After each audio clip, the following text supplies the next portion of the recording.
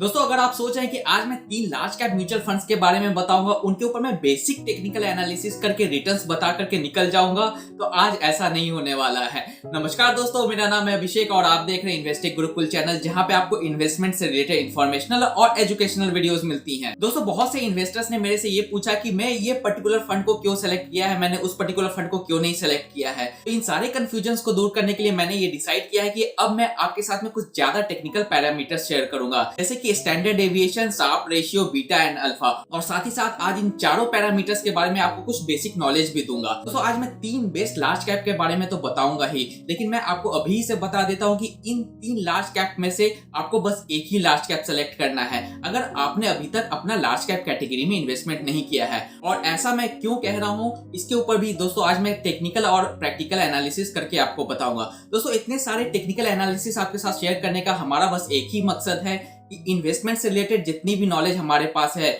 उसमें और भी इजाफा किया जाए, क्योंकि दोस्तों पढ़ेगा इंडिया तभी तो बढ़ेगा इंडिया। इस एड फ्री चैनल को सब्सक्राइब करके प्लीज प्लीज प्लीज दोस्तों हमारी टीम के मनोबल को बढ़ाएं और इस वीडियो को लाइक करके हमारी टीम को सपोर्ट करें। तो चलिए वीडियो शुरू करते हैं। सबसे पहली बात कि लार्ज कैप म्यूचुअल फंड्स होते क्या हैं। तो लार्ज कैप म्यूचुअल फंड्स के थ्रू दोस्तों म्यूचुअल फंड्स कंपनियां हम जैसे इन्वेस्टर्स का पैसा कलेक्ट करती हैं और आगे जाके लार्ज कैप कंपनियों में इन्वेस्ट करती हैं। तो आखिर ये लार्ज कैप कंपनियां क्या होती हैं? दोस्तों सेबी के गाइडलाइंस के अकॉर्डिंग हमारे देश की 100 सबसे बड़ी कंपनियां मार्केट कैपिटलाइजेशन के बेसिस पे, जो कि हमारे इंडेक्सेस के ऊपर में लिस्टेड है, ऐसी 100 कंपनियों को हम लोग लार्ज कैप कंपनियां कहते हैं। यानी कि रैंक 1 से लेकर के रैंक 100 तक जो भी कंपनीज आती हैं जिनका मार्केट कैपिटलाइजेशन सबसे ज्यादा होता है, उसे हम लार्ज कैप कंपनी कहते हैं। इसका मतलब ये भी है दोस्तों कि जो भी लार्ज कैप म्यूचुअल फंड्स है वो इन्हीं 100 कंपनियों में इन्वेस्ट करते हैं। और अधिकतर ये देखा गया है कि जो भी लार्ज कैप म्यूचुअल फंड्स है वो बेसिकली अपना सबसे ज्यादा इन्वेस्टमेंट पहले 40-50 कंपनियों में ही करते हैं। यानी कि रैंक 1 से लेकर रैंक 50 तक जो 50 कंपनियां होती हैं, अपना majority investment large cap mutual funds इन्हीं 40-50 कंपनियों में करती हैं। तो यहाँ पे ध्यान देने की ये बात है दोस्तों कि अगर आपने 2 large cap mutual funds select किया है तो ऐसा हो सकता है कि आपके इन्वेस्टमेंट का 80% इन्वेस्टमेंट सेम कंपनीज के स्टॉक्स में ही जा रहा हो। तो इससे आपके दिमाग में तो ये रहेगा कि आपने 2 लार्ज कैप म्यूचुअल फंड्स में इन्वेस्टमेंट किया है, लेकिन बेसिकली बैक हैंड में आपका पैसा सेम ही कंपनीज के स्टॉक्स में जाके इन्वेस्ट हो रहा होगा। तो इस टाइप के इन्वेस्टमेंट को हम लोग पोर्टफोलियो ओवरलैपिंग कहते हैं। और म्यूचुअल फंड पोर्टफोलियो ओवरलैपिंग को लेकर के दोस्तों मैंने एक डेडिकेटेड वीडियो बनाई है, जिसका लिंक मैं डिस्क्रिप्शन में दे दूंगा, प्लीज उस पर्टिकुलर वीडियो को जाकर के जरूर देखें। और आज की वीडियो में मैं जो भी 3 म्यूचुअल फंड्स आपको बता रहा हूँ, मैं तीनों की पोर्टफोलियो ओवरलैपिंग चेक करके आपको ये प्रूव करके दिखाऊंगा कि इन 3 म्यूचुअल फंड्स में से आपको बस एक ही म्यूचुअल फंड सेलेक्ट करना है। और जहां तक रही बात दोस्तों standard deviation, beta, alpha, Sharpe ratio की, तो हम लोग आगे की वीडियो में मैं आपको इनके बारे में बेसिक डेफिनेशंस और इनके बारे में कुछ नॉलेज प्रोवाइड करूंगा। तो चलिए बढ़ते हैं अपने तीसरे नंबर के लार्ज कैप म्यूचुअल फंड की तरफ। तो तीसरे नंबर पे आता है दोस्तों Mirae Asset large cap fund. आखिर मैंने इसको 3rd रैंक पे क्यों रखा है, तो इसके बारे में मैं आपको वीडियो के दौरान बताऊंगा। तो चलिए अभी इसके बेसिक डिटेल्स के ऊपर में ध्यान देते हैं। बेसिक डिटेल्स आपके स्क्रीन पे आ गई होगी। करंटली इसकी एनएवी 69 रुपीज के आसपास चल रही है। ये पर्टिकुलर फंड भी पिछले 12 साल से मार्केट में है। इसमें मिनिमम हम 1000 रुपए से एसआईपी शुरू कर सकते हैं। इसका एयूएम दोस्तों 22,000 करोड़ का है, जो कि काफी ज्यादा अच्छा है लार्ज कैप फंड होने के नाते में। एक्सपेंस रेशियो सिर्फ और सिर्फ 0.55% है। जहां तक इसके एनएवी पैटर्न की बात करें तो दोस्तों मैं आपको हमेशा कहता हूं कि अगर किसी भी फंड का एनएवी ग्रो नहीं करेगा तो आप उस फंड के साथ में 15 साल 20 साल तक रहते जाइए, आपका इन्वेस्टमेंट भी कभी ग्रो नहीं करेगा। इसलिए किसी भी फंड के एनएवी में वो कंपाउंडिंग ग्रोथ आपको दिखनी चाहिए। जैसे कि इसकी एनएवी पैटर्न में हम देख सकते हैं कि हमें काफी सुंदर सा, काफी अच्छा ग्रोथ दिखता हुआ नजर आ रहा है। जब हम इसके बेंचमार्क से इसके रिटर्न को कंपेयर करेंगे तो हम देख सकते हैं कि इसने अपने बेंचमार्क को बहुत ही बड़े बड़े मार्जिन से बीट किया है। चलिए अब हम लोग रिस्क मेजर्स को देखते हैं। यहाँ पे आप देख सकते हैं कि 4 पैरामीटर मैंने रिस्क मेजर्स में डाले हैं। सबसे पहला है स्टैंडर्ड डेविएशन, फिर है शार्प रेशियो, फिर है अल्फा और बीटा।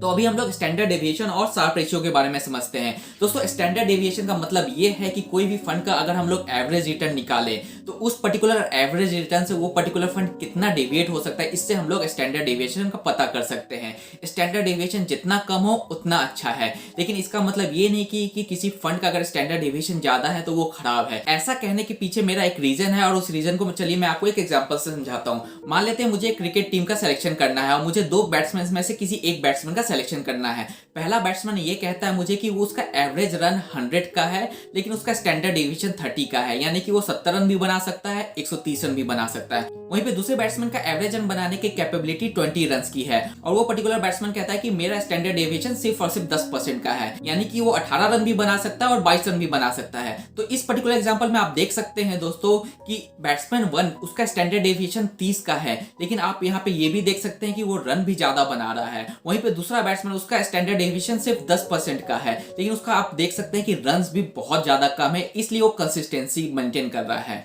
तो स्टैंडर्ड डेविएशन से दोस्तों हम किसी भी फंड का कंसिस्टेंसी और उसकी वॉलेटिलिटी चेक कर सकते हैं, लेकिन सिर्फ और सिर्फ स्टैंडर्ड डेविएशन के बेसिस पे किसी भी फंड का अच्छा होना या बुरा कहना ये गलत हो सकता है। इसलिए अब हम लोग बढ़ते हैं अगले पैरामीटर के ऊपर में, जो कि है शार्प रेशियो। दोस्तों शार्प रेशियो का सिंपल सा मतलब ये है कि आपने अगर 1 यूनिट ऑफ रिस्क लिया है तो आपको कितना रिटर्न मिल रहा है।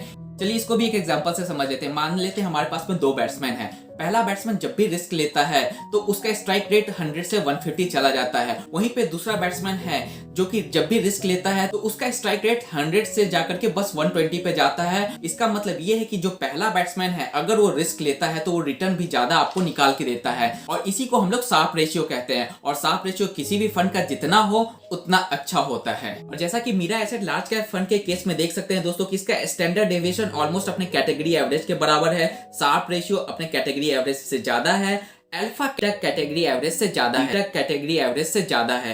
अल्फा और बीटा के बारे में मैं आपको आगे की वीडियो में बताऊंगा। और मीरा एसेट को थर्ड रैंक पे रखने का सबसे बड़ा रीजन भी यही है दोस्तों कि इसके जितने भी रिस्क मेजर्स हैं वो बाकी दो फंड से अच्छे नहीं हैं, इसलिए इसको थर्ड रैंक पे रखा गया है। चलिए अब हम इसके रिटर्न्स के ऊपर में ध्यान देते हैं। अगर आपने Mirae Asset large cap fund में 1 लाख रुपए का लमसम 2013 में किया होता तो अभी आपको 3,66,000 रुपीज मिल रहे होते। अगर 2015 में आपने 1 लाख का इन्वेस्टमेंट किया होता तो आपको 2,18,000 रुपए मिल रहे होते, और 2017 में अगर आपने इन्वेस्टमेंट किया होता तो आपको अप्रॉक्स 1,90,000 रुपीज मिल रहे होते। वहीं पे इसके एसआईपी रिटर्न्स की बात करें तो अगर आपने 2013 में इसमें एसआईपी शुरू की होती तो अभी आपको 17% के अप्रॉक्स का रिटर्न मिल रहा होता। 2015 में एसआईपी शुरू करने पे अप्रॉक्स आपको 16% का रिटर्न मिल रहा होता, और 2017 में अगर आपने एसआईपी शुरू की होती तो अप्रॉक्स आपको 17% का रिटर्न मिल रहा होता।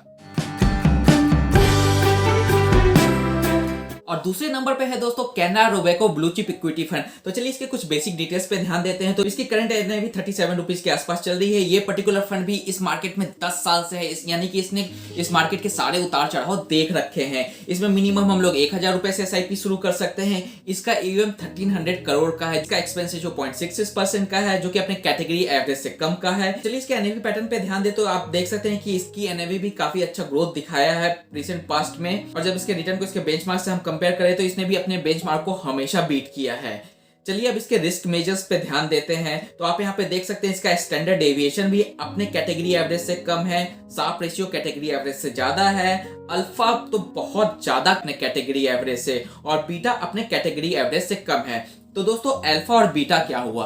अल्फा को समझने के लिए दोस्तों सबसे पहले मैं आपको ये बता दूं कि जैसा मैं हमेशा आपको बेंचमार्क से कंपेयर करके दिखाता हूं, तो हर फंड अपना एक बेंचमार्क रखता है अपने रिटर्न्स को कंपेयर करने के लिए। तो उसी बेंचमार्क से वो पर्टिकुलर फंड कितना परसेंट ज्यादा अच्छा रिटर्न निकाल के आपको दे रहा है, इसको हम लोग अल्फा से कैलकुलेट करते हैं। मान लेते हैं कि किसी भी फंड का बेंचमार्क है निफ्टी 50 और उसका अल्फा 1 है, तो इसका मतलब ये हो गया कि वो पर्टिकुलर फंड निफ्टी से 1% ज्यादा का रिटर्न निकाल के आपको दे रहा है। इसलिए अल्फा जितना अच्छा हो उस फंड के लिए उतना अच्छा होता है। और जहां तक बीटा की बात है दोस्तों, तो बीटा भी वॉलेटिलिटी ही चेक करती है। मार्केट जब भी अप डाउन जाता है तो उस पर्टिकुलर अप डाउन में वो पर्टिकुलर फंड कितना ज्यादा डेविएट करेगा वो हम लोग बीटा से कंपेयर करते हैं। इसलिए किसी भी फंड का बीटा जितना कम हो उतना अच्छा होता है। तो चलिए Canara Robeco blue chip fund के कुछ और टेक्निकल एनालिसिस के ऊपर में ध्यान देते हैं। तो आप यहाँ पे देख सकते हैं कि 1 लाख के लमसम पे रिटर्न पैटर्न इसका 2013 में अगर आपने इसमें 1 लाख रुपए डाला होता तो आपको अभी 3,09,000 रुपए मिल रहे होते। 2015 में आपने 1 लाख रुपए डाला होता तो आपको अप्रॉक्स 2,16,000 रुपए मिल रहे होते।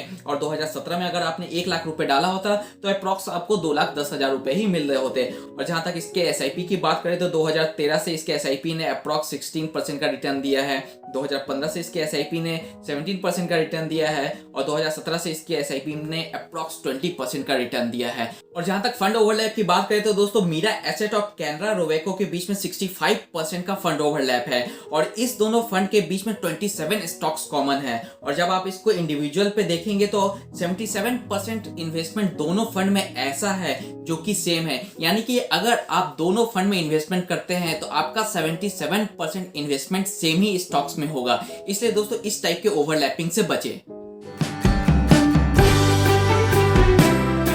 और नंबर 1 पे आता है दोस्तों एक्सिस ब्लू चिप फंड। इस पर्टिकुलर फंड को मैंने ना जाने कितनी बार रिकमेंड किया है और पिछले साल भी मैंने इस पर्टिकुलर फंड को रिकमेंड किया था। और अगर आपने अभी तक लार्ज कैप कैटेगरी में कोई भी इन्वेस्टमेंट नहीं किया है तो ये सबसे बेहतरीन फंड है लार्ज कैप कैटेगरी में, जिससे कि आप अपना इन्वेस्टमेंट लार्ज कैप में शुरू कर सकते हैं। चलिए इसके बेसिक डिटेल्स पे ध्यान दें तो करेंटली इसकी एनएवी 43 रुपीज के आसपास चल रही है। ये पर्टिकुलर फंड भी 11 साल से मार्केट में है, जो कि काफी अच्छी बात है। इसमें हम लोग 500 रुपए से एसआईपी शुरू कर सकते हैं। इसका एयूएम भी दोस्तों 22,000 करोड़ का है, जो कि काफी ज्यादा अच्छा है। और उस एयूएम को मेंटेन करने के लिए इसका एक्सपेंस रेशियो सिर्फ और सिर्फ 0.52% है, जो कि अपने कैटेगरी एवरेज का आधा है। इसकी क्रिजल रैंकिंग 5 स्टार की है। इसके एनएवी पैटर्न को अगर हम देखें तो इसमें काफी अच्छा ग्रोथ हमें देखने को मिल रहा है और इसके बेंचमार्क से अगर हम इसको कंपेयर करें तो हम देख सकते हैं कि इसने हमेशा अपने बेंचमार्क को बीट किया है।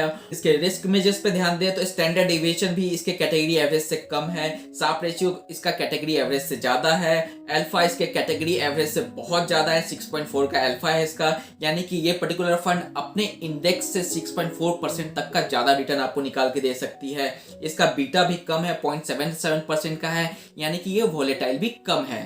तो चलिए सबसे पहले इसके लमसम के रिटर्न पैटर्न पे ध्यान दे तो 2013 में अगर आपने इसमें 1 लाख का लमसम किया होता तो अभी आपको 3,50,000 रुपए मिल रहे होते। 2015 में अगर आपने 1 लाख का लमसम किया होता तो आपको 2,17,000 रुपए मिल रहे होते। और 2017 में अगर आपने 1 लाख रुपए का इन्वेस्टमेंट किया होता तो आपको 2,24,000 रुपए मिल रहे होते। और जहां तक इसके एसआईपी रिटर्न की बात करें तो 2013 से इसने 17.5% का रिटर्न दिया है, 2015 से इसने अप्रॉक्स 18% का रिटर्न दिया है और 2017 से इसके एसआईपी ने 21% का मैसिव रिटर्न दिया है।